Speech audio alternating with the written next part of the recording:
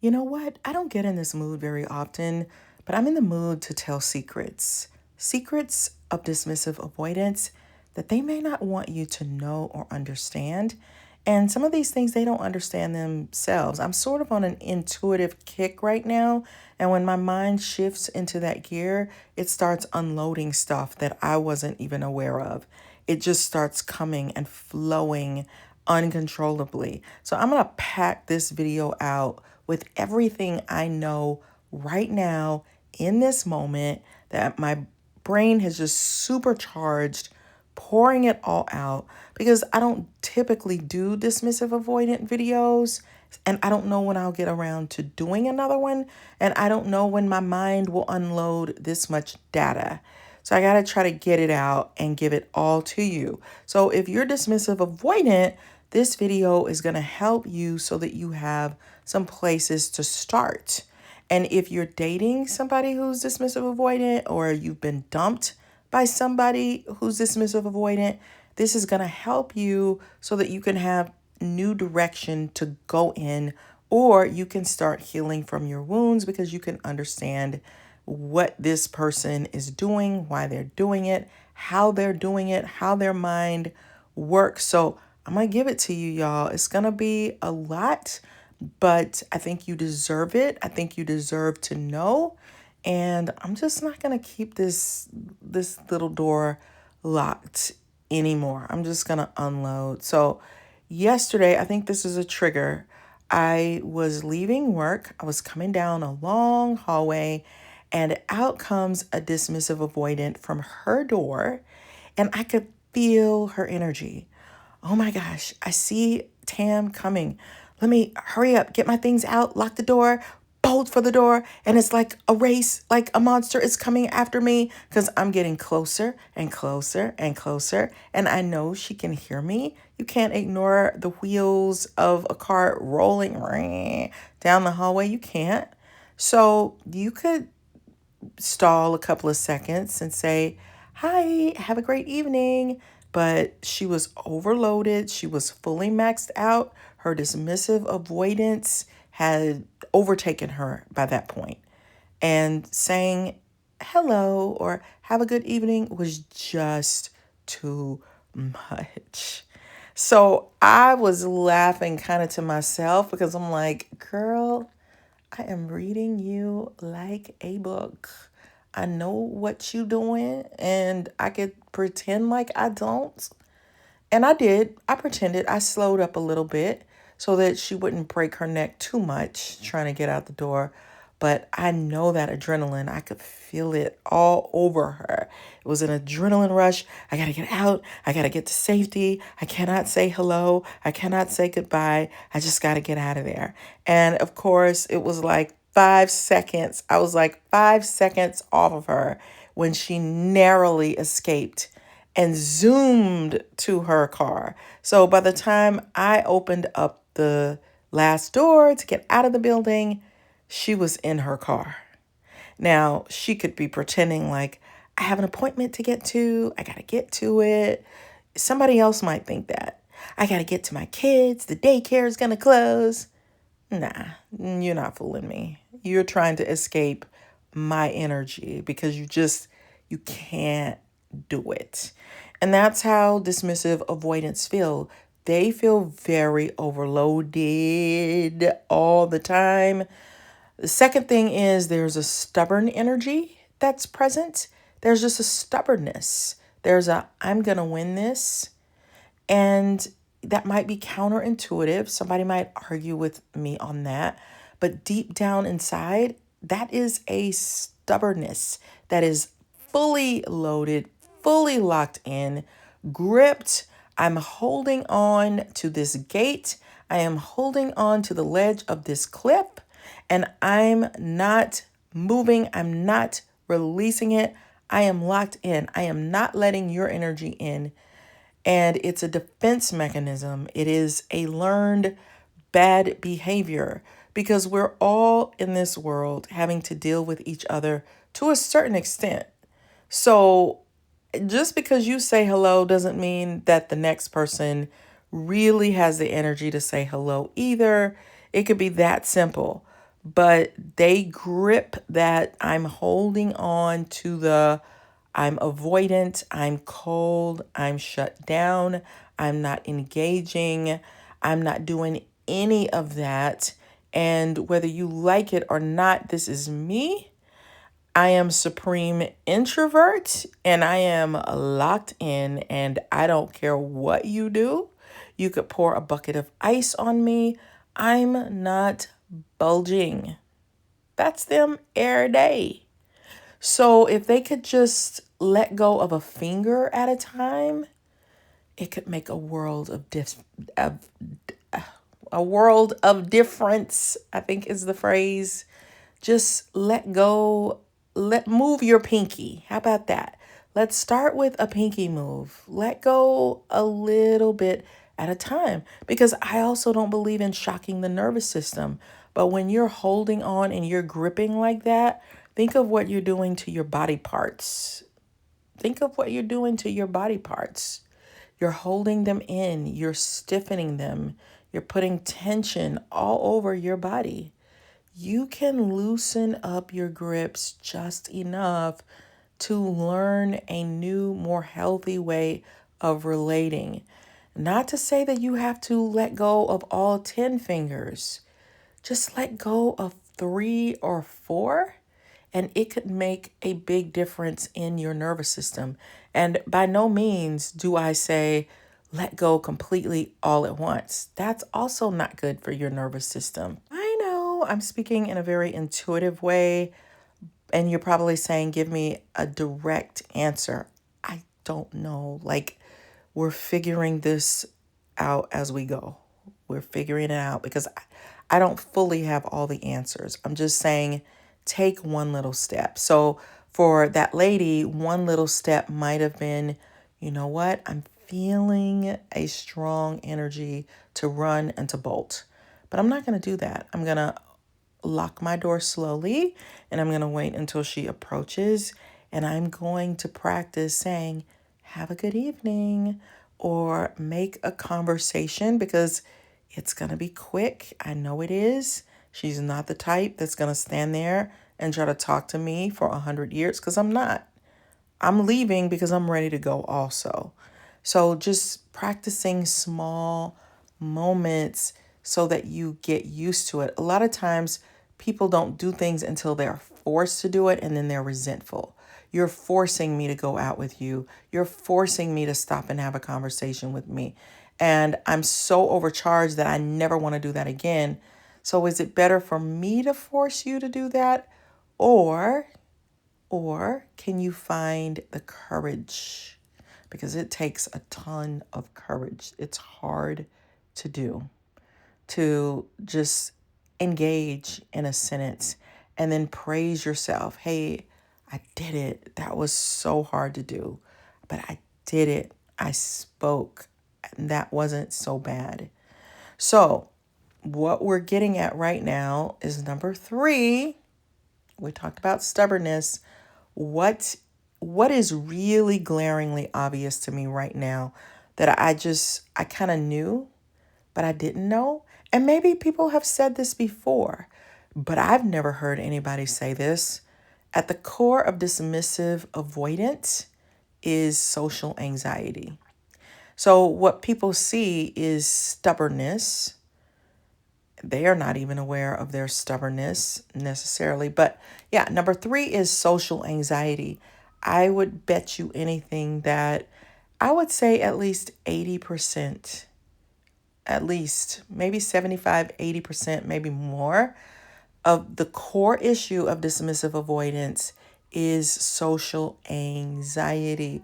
Social anxiety feels horrible. It feels terrible. It feels overwhelming. It feels scary. It feels like I don't want to talk to you because I feel uncomfortable. It doesn't feel good. I feel safest in my cocoon. And for you to make me engage with you, I can't. Like, I feel awkward. I am not a conversationalist until I decide to be a conversationalist. I have to be in the right mood. I have to have the right vibes. I have to be in that frequency to show you my funny side. That's number 4. A fearful avoidant can have a funny side. They can have a friendly side, but they have to be in the right frame of mind. And most of the times, they are feeling social anxiety. Keyword anxiety. It feels overwhelming. It is not something that they can just learn to cope with overnight. It's something that they need to study rigorously. They need to learn a couple of things to help them to feel more comfortable in other people's energy. Because the truth is, most of us feel some awkwardness with other people, but we just learn to be polite. We learn to use some of our social skills to navigate, or we we have to practice that skill, but they have gotten locked in a I can't do it.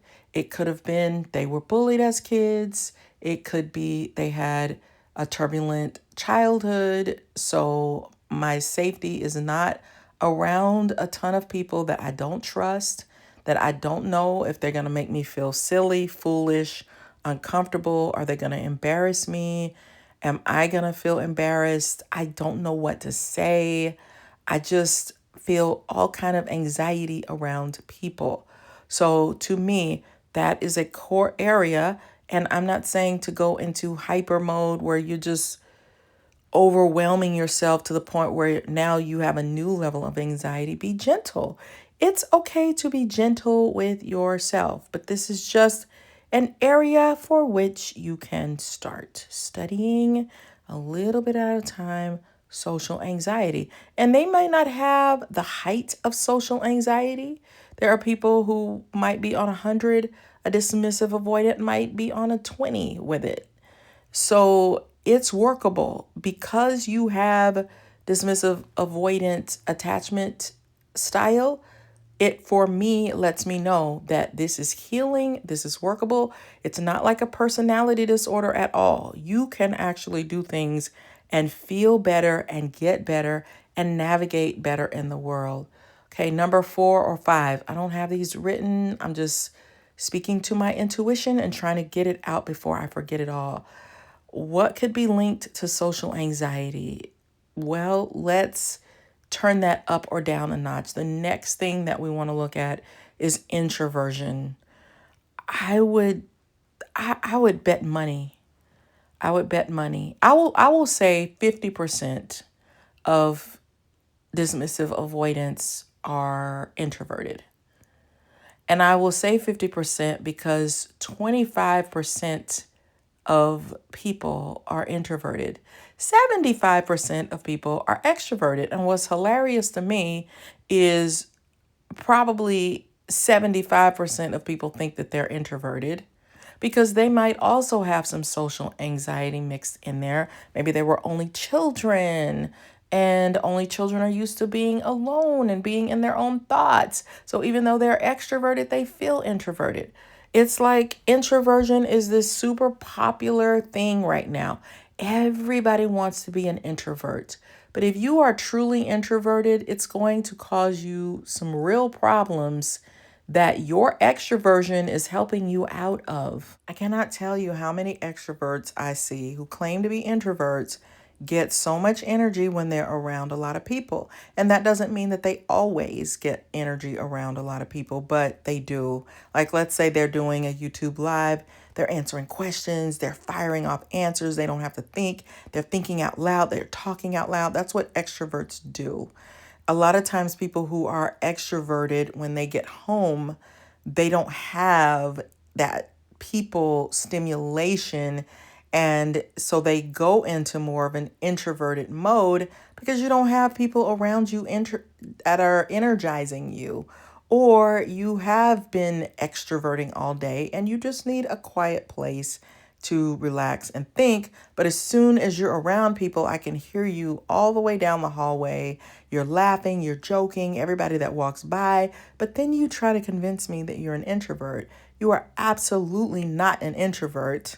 And right now I'm working in a place full of introverts, true introverts.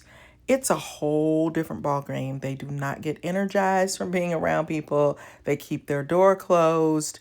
They run from people. They don't have much to say. They are true introverts. The majority of people are extroverts, and that's how they are able to function so well in this world. It is much rarer to be an introvert, and I cannot tell you, like, this is the first place that I've been where people just kind of let each other be. Every other place that I've ever worked at, there's always the person that's saying, I'm working with people who need to speak up. You need to say something. You need to express yourself. What is wrong with this person? They're being so quiet. That is a problem. And I'm trying to explain to them that is not a problem. They are an introvert. They get their energy when they are alone. That's how they refuel. And they need think time. They're not going to blurt out ideas and answers right away. They need to think. They need to reflect.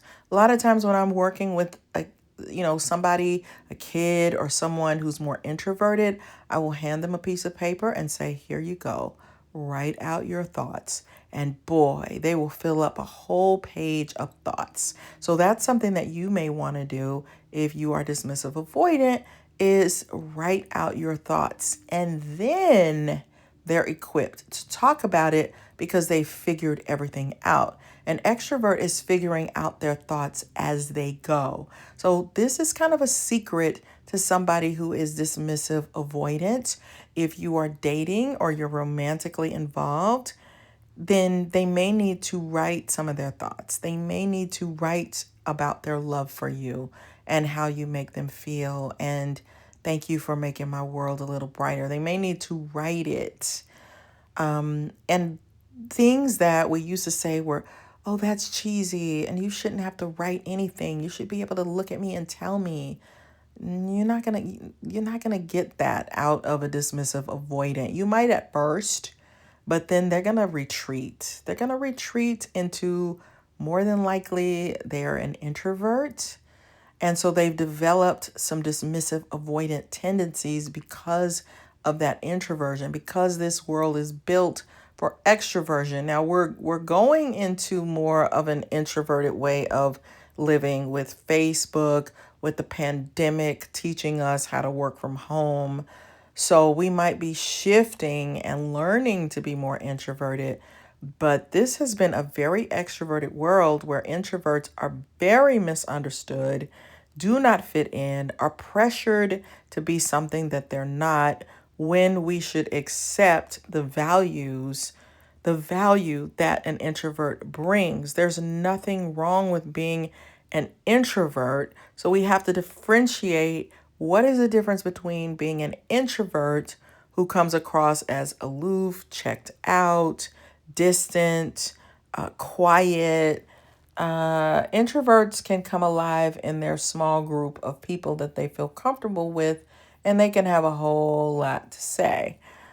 So we have to differentiate introversion, which is a biological characteristics, from now this introvert has developed some dismissive avoidant tendencies because society has rejected them, has criticized them, has misunderstood them their whole life. So here comes the stubborn part that I talked about. I am gripped. I am locked in. I am accepting who I am, and you're not going to pull me out of it anymore, because I've had to live an extroverted life my whole life, and I'm not doing it anymore. It doesn't feel comfortable. It doesn't feel safe. The problem, and this is number what, let's say 6, 7, which is so funny. But anyway, what was I going to say? That's where the problem comes in, is there's also a biological longing to be in a romantic relationship, to be intimate, to be bonded. They are yearning for that, dreaming of that. They have biological needs to have children, to have their special person. Like, they want that. Like, this person, I finally have somebody that I can connect to, talk to, love, that will understand me fully. I will understand them. But the problem is they will shift back into that dismissive avoidant, and that is not okay. It's not okay. It's almost now you're going to do damage and punish a person who is wanting to love you fully, but they get triggered because either I'm an introvert or I have some social anxiety or there's this stubborn way that I want to do things, and then they get critiqued or somebody says, "Hey, let's pull you out of that. Like, why are you being so quiet?" Okay, well, now you've just insulted me. So, if you are dealing with somebody and now you know these different layers, I want you to handle it in a different way. It's insulting to tell somebody, "Why are you so quiet? Why don't you say anything? Why, when we went to my family's dinner, you just sat there?" That's not going. Now you're pushing them back into dismissive, avoidant mode, into that mode. And it's not fully your responsibility. We got to meet each other halfway. We got to meet each other halfway. But a person who is introverted by nature gets tired of explaining their nature to people who criticize it, don't understand it, who are obnoxious about it, who are not very empathetic. So that's, to me, I'm giving you some secrets here. Do with it what you want. But these are things that I don't hear anybody talking about. I hear them talking about all kind of stuff, but we got to get to the core. And for me, my intuition right now is going a little bonkers because it's telling me these are areas that the dismissive avoidant has to deal with. Like, can you come up with some new coping strategies? Coping strategy might be to tell people up front, listen, I am not trying to be hurtful or insulting, so we might need to compromise before we even get to an issue. I need some quiet time to rejuvenate. It is not a rejection of you, but when I get that quiet time and I refuel, now I'm ready to go again. It's just how my biology works. So if you can give me some of that, I'm going to compromise and we can do some stuff together too. And that dismissive avoidant has to learn to build some tolerance.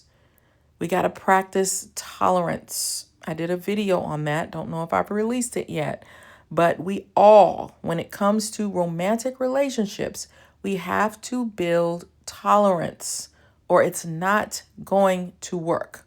All of us want to retreat and run for the hills when we are triggered. Even the fearful avoidant, extroverted people, they start running. Like we're all running, okay? So it's because we haven't learned to cope with a part of the other person that brings anxiety. And it's our responsibility to learn how to cope. But some of that might be letting someone know, you know what? I felt insulted as a kid when people would ask me things like, why are you so quiet? Being quiet is my nature. I knew somebody who's now divorced who was married to a heavy dismissive avoidant. And she thought he was so extroverted and that he was rude with her. Truth was, he was an INTP. He was very introverted. And he told her a couple of times, I am being more myself with you than I am with other people when I'm out in the world trying to bring out my extroverted side that is not really me. I'm being myself with you. And so those are some things, some areas that I want you to study and figure out, how can we get around this? How can we develop some of these areas better? How can I deal with my dismissive avoidant in a way that helps them to relax a little bit, to feel understood, and so that they feel comfortable with me? And if you are in a romantic relationship, you have to give a piece of yourself that feels uncomfortable. You cannot just go into total dismissive, avoidant, total social anxiety, introverted mode. You have to interact with that person because then that's also cruel and unusual punishment because you have entered a contract with another person. And you might get your needs met a lot quicker than your extroverted partner, but you can't just give them nothing and expect them to be in an agreed upon partnership, which means two people, and give them absolutely nothing because you are fully into your dismissive avoidant mode. That is cruel and abusive. So we all have to figure out, how can I give some of what I want and develop the part of me that's uncomfortable so that I can start to enjoy it? Because surprise, when you develop that other part of yourself, you will start to enjoy it more than what you think you will. But you kind of have to practice it. So I have totally diverted from the topic of, what did my thumbnail say? I titled the thumbnail that dismissive avoidants don't want to meet all of your needs. Let's say they're at work and every fearful avoidant has sensed their dismissive avoidant energy, and their subconscious starts working overtime to, I need to figure out how I can work with this person. I need to figure out how I can give them some of my job to do because I'm overloaded and I can feel them pulling away from me. So I'm coming up with excuses to connect with the dismissive avoidant. By the time they get through being overloaded at work with all the people coming at them, and because they're being paid to do a job, they may comply unwittingly and not wanting to, and not be able to get to their own job. So by the time they get to their romantic partner, they're ready to rebel, because that's the person that we typically rebel against, is our romantic person, the person who is in your corner, who's there for you, who wants to be your person, who wants to support you. That's the person that we usually do our acting out on. And so then that becomes unfair as well. So it's a real struggle for a dismissive avoidant, because they're attracting anxiously attached people everywhere that they go, who sense the rejection, glom onto them, won't let them get their own job done. Do mine, help me with this, help me with that. No, I'm not going to let you run away from me. I need you to do my job. And so by the time they get home, they are just spent. So in that case, a dismissive avoidant doesn't want to do your job at work. Give them the space to do their own job. If you're working with dismissive avoidance, give them the space to do their own job, because a lot of times they end up in situations, because they may be quieter, they get kind of bullied around by extroverted energy, and that's frustrating and annoying, and that's also not fair. That's a whole nother topic. So they don't want to be your be all, do everything for you. They need some space to do themselves in order to feel happy and satisfied. So I think that's something that you have to accept if you're with a dismissive avoidant. Now, a dismissive avoidants typically have a lane for which they do enjoy doing things. Like, they might like doing acts of service versus, I'm giving you words of affirmation. I don't want to do that, but I don't mind cooking. I don't mind doing the laundry. I don't mind doing the grocery shopping. So they typically have an area for which they're trying to compensate when it comes to romantic love. So you might want to recognize that and appreciate that, and figure out how to energize yourself with the things that they are trying to give you to make up for their deficits. Hi everyone, I've poured my passion into 3 powerful books on Amazon, each designed to help you level up your mindset, relationships, and success.